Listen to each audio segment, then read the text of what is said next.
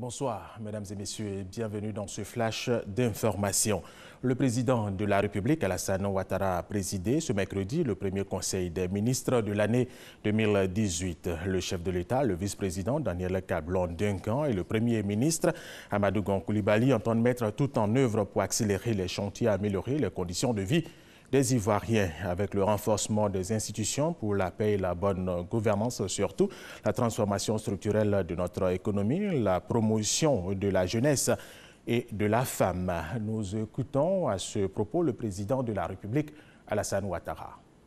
Monsieur le Premier ministre, ce premier Conseil des ministres de l'année 2018 coïncide avec l'an 1 du premier gouvernement de la Troisième République. Je voudrais donc profiter de cette occasion pour vous féliciter, ainsi que l'ensemble des membres du gouvernement, pour l'important travail que vous avez accompli tout au long de l'année, malgré les adversités. Je vous félicite tout particulièrement, Monsieur le Premier ministre, pour votre leadership et votre dynamique action à la tête du gouvernement, en dépit d'une année 2017 particulièrement difficile. Je l'ai indiqué dans mon message à la Nation le 31 décembre dernier, grâce à la solidité des fondamentaux de notre économie, aux actions et aux choix judicieux du gouvernement, ainsi qu'aux efforts de tous nos compatriotes, nous avons réussi à relever les nombreux défis auxquels nous avons dû faire face.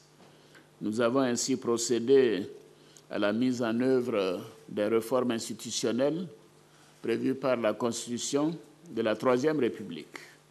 En outre, nous avons poursuivi et intensifié nos actions pour consolider la paix dans notre pays et pour améliorer les conditions de vie de nos compatriotes. Monsieur le Premier ministre, vous avez relevé les priorités auxquelles le gouvernement devra s'atteler tout au long de l'année 2018. Et je résume, à savoir le renforcement des institutions pour la paix et la bonne gouvernance, la transformation structurelle de notre économie, l'amélioration des conditions de vie des populations, la promotion de la jeunesse et de la femme.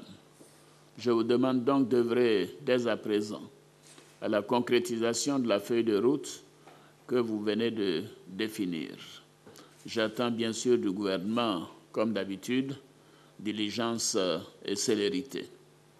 Monsieur le vice-président de la République, Monsieur le Premier ministre, Messieurs les ministres d'État, Mesdames et Messieurs les ministres, Mesdames, Messieurs, avant de terminer, je voudrais, en notre nom à tous, féliciter mon jeune frère, le ministre Jean-Claude Brault.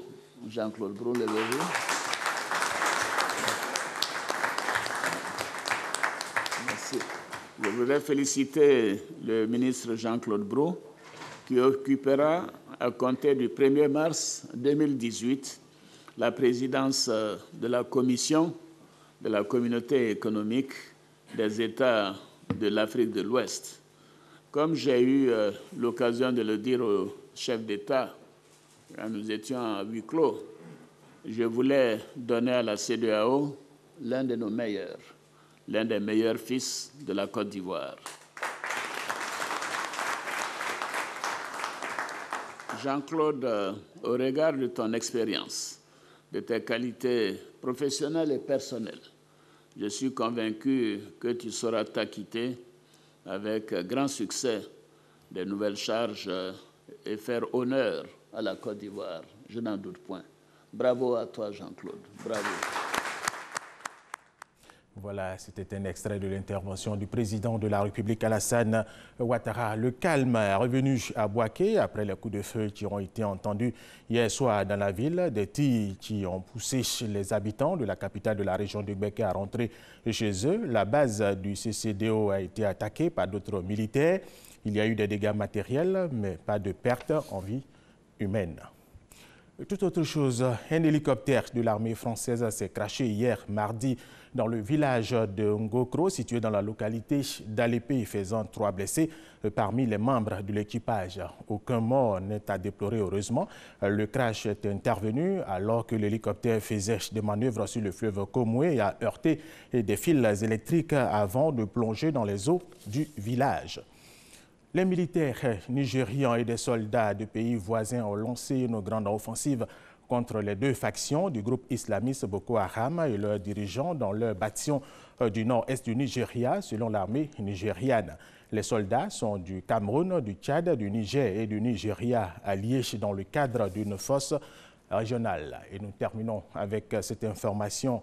Entre 90 et 100 migrants sont portés disparus en Méditerranée après le naufrage de leur embarcation de fortune au large de la Libye. Selon la marine libyenne, l'embarcation était un canot pneumatique qui transportait plus d'une centaine de personnes, mais seules 17 d'entre elles, dont des femmes, ont pu être sauvées.